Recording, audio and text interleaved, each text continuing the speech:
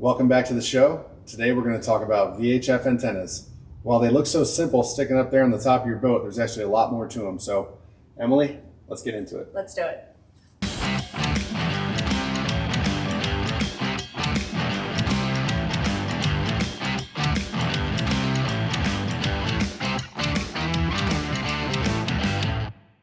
So why does antenna height matter? Why does it matter if it's a shorter antenna versus a taller antenna? So VHF is all line of sight. So one antenna has to see the other antenna. They can't see over the horizon. Okay. So the taller they are, the farther they can go. Now, if you have ever noticed the Coast Guard, they can always hear you because they're on shore with antennas that are, I don't know how tall they are, probably 150 feet. Right. Huge antennas, so they can see way over the horizon or way out to you, and you can hear them too. Yes. But if you're trying to reach another boat that was maybe 10 miles away and you had a short antenna, you probably couldn't reach them. Right. Your radio has the power to get there, but the not the antennas cannot see each other. So the most selling antennas would be the 4-foot and the 8-foot antennas. Why would someone need to choose between the 4 and the 8-foot, and which one would be better? Yeah, so again, it's line of sight, so the 8-foot's always going to get you further, but on a hardtop, on the center console, when you lay the antenna down, if you have an 8-footer, it's going to hang off the back of the console, right, or off the back of the hardtop. So if you're ever going to shrink wrap the boat or you put a cover on it or something, it's going to be in the way. Right. So you might put a 4-footer on if you're going to shrink wrap the boat or put a cover on. And out here in the bay, what would you say that someone would be okay with a 4-foot antenna? A 4-foot antenna would probably get you about 6 miles or 8 miles to another boat with a 4-foot antenna. Generally, when you're out fishing, you're calling your friends. It's people that are around you that you're talking to. So, and again, the Coast Guard's going to hear you no matter where they are, or no matter where you are, because their antennas are so high. Right. So, I think it's okay to have a 4-foot antenna, but if you were going offshore and you might want to communicate with boats that you can't see, I think it'd be important to have the antenna as tall as you can possibly get it. Right. And you'll see some boats offshore with 24, 26-foot antennas. Yeah. Is that a whole antenna?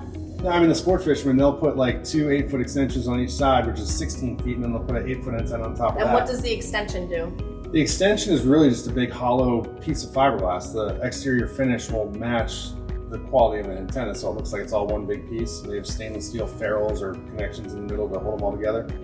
But they're just a hollow fiberglass tube, so they really just get the antenna higher. Higher line of sight. Yeah. And what about like quick disconnects? So you mentioned that when the boats are winterizing or shrink wrapping, they're going to have to lower that antenna. So Shakespeare has one. It's called the Phase 3, yes, and you can actually unthread it right from the mount.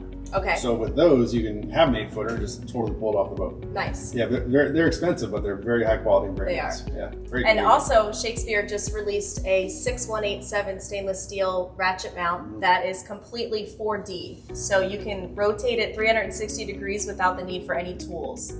Yeah, it actually, I don't know what I can do this here with, but you can angle the antenna that way, you can angle it that way, and you can spin it. Yes. So you get the angle exactly how you want it. So that's a really nice mount. Yeah, game changer actually. Yeah. Oh, they have the dorsal antenna too, the short range. I don't know anything about it. So the dorsal antenna has a higher frequency. So for closer range, so like if everybody had a 4-foot antenna around you, the frequency is the same for that 4-foot antenna. But the dorsal fin has a higher frequency. So even though it's smaller, the sound out is still higher.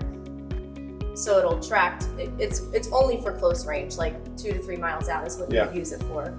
But then it allows all of your closer targets to pick you up before it would pick up everyone else. Yeah. All right. Want to talk about it? I think I just did. Yeah. The metal whip antennas, right? So they've been used forever on the tops of sailboats because sailboat masts are obviously 50, 80 feet high, so they can go up there and have that line of sight.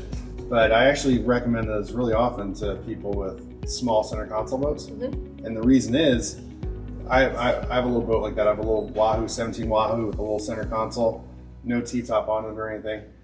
And I hardly ever use the VHF really. So I pretty much leave the removable metal whip antenna down the console anyway. But when it is up in place, when I'm like looking around, you don't even notice the antenna. Right. So I've seen a lot of people mount 4-footers or 8-footers on their console, which is fine, but it's just like always right in your Always in face. the way. If you're fishing with an 8-footer, you got to like get up and over that thing. Snag the and line. Yeah, so I think those metal whips are good on really small boats as well as sailboats. Excellent. Jim, tell us how simple a VHF antenna installation is. They're very simple. So an antenna is basically an extension of the cable, really. So you have a cable coming out of the bottom of the antenna that's about 30, or are they 30 feet long? Or 15 meter? Yeah, like 25, 30 Yeah, feet. 25. It's coax cable. So it's just a 2-conductor cable, and that's all that goes to the VHF radio. So there's no power required, no anything else. It's just that cable. That cable gets what's called a PL259 put on the back, and that's a universal fitting which goes into any VHF. And they do have the solderless version, so it's just a simple crimp on. Yeah, crimp on. A lot of the antennas, like Digital, for example, is one brand that they actually put a little mini connector on the end so that it makes, then you don't even have to crimp on your connector or solder on a connector. It's got a factory soldered on connector, which is mini. It's the same diameter as the cable, so you can still pull that cable through all those tight wire runs. And then just screw it on at the end. Once you get to the VHF, you screw on the adapter, and then that screws right into the radio. So that's another great way to go. That's a great benefit to those antennas. And how would someone split the VHF antenna to go to an AIS device or AM/FM radio? They do have a power splitter. There's power splitters you can buy. They do require 12 volt, but they'll allow the VHF to split off to different devices. So when you have an AIS system, you can get your own antenna for the AIS system, or you can share your main VHF antenna with it. So if you want to share your antenna, you'd have to get a splitter, so the wire comes down to the splitter instead of the VHF. Okay. And then it has a short cable that goes to the VHF. So you sell these things every day. Yes. What's the average price for a good antenna for a recreational boat? I would say you're going to look to spend between $150 to $250 for an 8-foot VHF antenna. Okay. And a 4-footer? 4-foot antenna, you're around $100 to $150. And my favorite, the metal whip. Metal whip, you're probably $75. Yeah. That's what they go for now. Yeah. You can get a complete VHF. You can get a VHF antenna, your ratchet mount, any of the ends that you need. You're generally going to spend less than $300. Yeah. And this brings up the quality. So I've seen antennas as low as like $50 for an 8-footer. Yes. And I've seen 8-footers for $350. Yeah. So what's the difference in quality? Why are they different? The difference is really in that casing, the housing of the antenna. So there's different materials. There's fiberglass housing. Some of them are super thin and don't have the stainless steel ferrules at the bottom.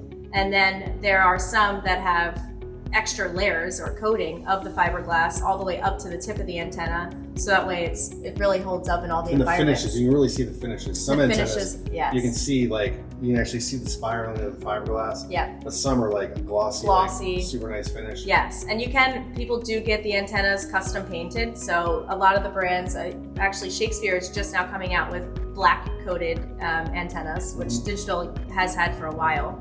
So those are going to be very popular because that seems to be the new thing. But really, I mean, like the Shakespeare 5225 XT Galaxy antenna is probably the best seller that we have. Between that and I would say the Digital antenna 529 BW. Okay. Those would be the 2 top selling antennas that I've sold for years and have never had issues with. Yeah, all good antennas. I've had a Digital 529 on my boat since 2003, I think. Yeah, I mean, honestly, And it still is rated. It's still good to go. the only time people really come back with problems with their antennas is when they forget to put it down. Yeah, that happens a lot. Yeah.